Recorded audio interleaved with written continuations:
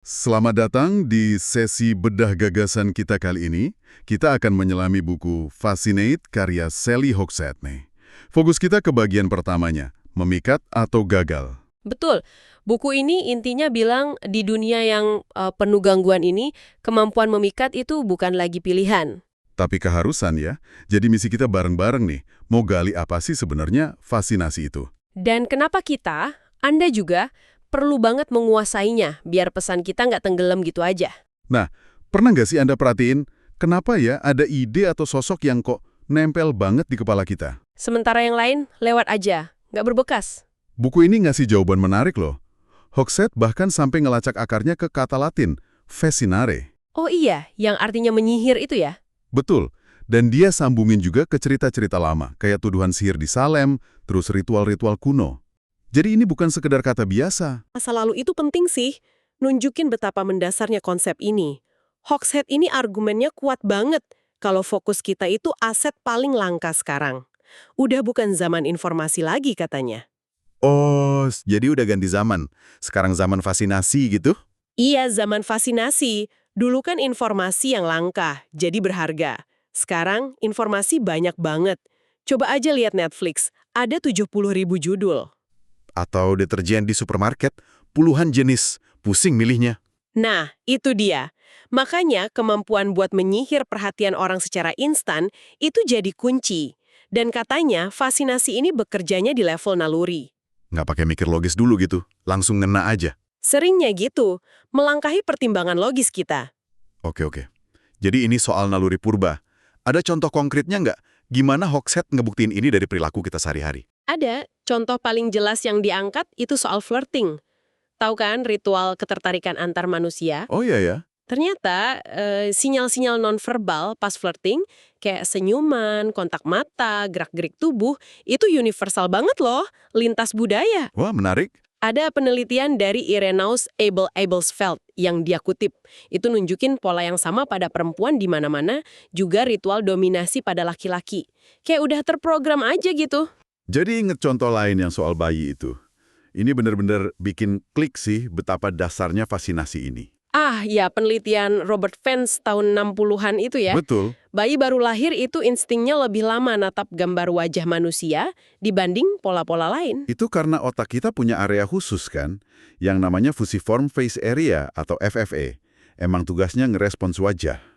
Ini salah satu pemicu fascinasi visual paling dasar berarti ya. Dan disitulah kekuatannya yang ya kadang bisa dibilang berbahaya. Maksudnya gimana tuh? Gini, waktu kita terpesona, Hogshead jelasin, logika kita tuh seringkali mati. Fascinasi itu motong jalur evaluasi rasional.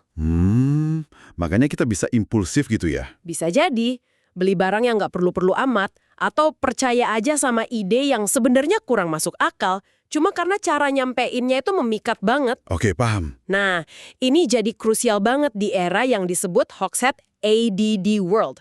Dunia dengan gangguan perhatian, gitulah. Rentang perhatian kita katanya makin pendek ya? Banget. Konon tinggal sekitar 9 detik. Sama kayak ikan mas koki, ini menurut studi BBC yang dia kutip juga. Wah, 9 detik doang. Cepet banget. Makanya, di kondisi perhatian super pendek ini, pesan yang gagal memikat dalam hitungan detik pertama, ya udah basically gagal total. Jadi ini inti pergeserannya ya, ke zaman fascinasi. Dan lahirnya ekonomi fascinasi. Betul. Bukan lagi soal punya informasi paling banyak, tapi siapa yang paling jago memikat perhatian. Itu jadi kekuatan baru, jadi komoditas. Jadi merek atau ide yang berhasil memikat itu bisa pasang harga lebih tinggi. Bukan cuma buat produknya, tapi buat nilai sihirnya itu. Tepat sekali. Mereka membebankan premium untuk nilai fascinasinya. Terus, gimana kita bisa tahu kalau sebuah pesan itu beneran berhasil memikat? Ada ciri-cirinya nggak menurut Hogshead? Ada, dia kasih semacam penanda emas gitu. Intinya, pesan yang memikat itu bukan soal bikin semua orang suka. Oh, bukan itu tujuannya? Bukan, malah seringnya dia memaksa adanya reaksi emosional yang kuat dan cepat. Entah orang jadi cinta banget atau malah benci sekalian. Wah, ekstrim ya? Iya, pesan itu juga bisa menciptakan pendukung yang fanatik. Jadi kayak jalan pintas buat ngerti nilai tertentu, mancing obrolan, bikin pesaing kelabakan harus ikutin, bahkan bisa ngedorong perubahan sosial. Bisa kasih contoh nggak? ide yang gagal sama yang berhasil memikat gitu. Hogshead ngasih contoh kontras nih. Esperanto, bahasa buatan yang super logis tapi ya gitu deh, gagal memikat massa. Iya juga ya, nggak banyak yang pakai. Bandingin sama misalnya Google. Page rank-nya itu kan jadi kayak simbol reputasi online. Atau merek mewah kayak Harry Winston. Atau merek yang punya fans garis keras, kayak Harley Davidson gitu ya. Nah, itu dia. Atau tokoh-tokoh kontroversial yang nggak pernah sepi dibicarain orang. Mereka semua punya sihir fascinasi itu. Menarik banget. Terus, gimana kita ngukur daya sihir ini bisa diukur gitu? Hogshead ngenalin konsep F-score. Semacam skor fascinasi personal atau merek gitu. Oh, F-score. Makin tinggi skornya, makin jago memikat perhatian. Secara umum gitu. Tapi perlu hati-hati juga. Skor tinggi itu nggak otomatis berarti orang jadi suka atau percaya loh. Loh, kok gitu? Ya contohnya banyak figur publik kontroversial, mereka itu F-skornya tinggi biasanya. Sangat menarik perhatian, tapi belum tentu disukai atau dipercaya. Oke. Terus kalau F-skornya rendah gimana? Ya kebalikannya, mungkin jadi lebih sulit buat nonjol atau mempengaruhi orang. Tapi ada sisi baiknya juga. Apa tuh? Orang atau merek dengan F-score rendah itu seringkali dianggap lebih bisa diandalkan, lebih tulus. Jadi intinya, fascinasi itu penting biar kita didengarin. Tapi bukan segalanya ya. Tepat, Hogshead juga ngingetin, substansi pesannya itu tetap jadi fondasi utama. Fascinasi tanpa isi ya kosong, nggak ada artinya. Jadi kalau dirangkum dari bagian awal buku ini, fascinasi itu respons naluriah kita ya. Iya, naluri purba yang sekarang jadi mata uang paling penting. Di tengah riuhnya dunia modern ini, kemampuan buat nyentuh emosi, motong jalur logika, itu jadi kunci. Kunci biar nggak cuma bertahan, tapi bisa bersinar gitu ya. Betul. Dan memahami cara kerjanya, pemicu-pemicunya, itu langkah pertamanya.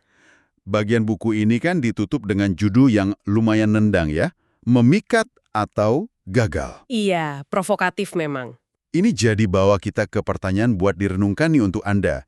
Apakah cara Anda komunikasi, cara Anda bangun merek, atau bahkan cara Anda nampilin diri, udah cukup memikat belum di era serba cepat ini? Pertanyaan bagus. Dan kalaupun belum, kira-kira pemicu fascinasi mana? Mungkin gengsi, bisa jadi misteri, atau jangan-jangan justru bahaya yang paling pas buat Anda nyalakan, biar suara Anda nggak cuma kedengeran, tapi benar-benar menggema. Menarik untuk dipikirkan. Oke, sampai jumpa di sesi berikutnya ya.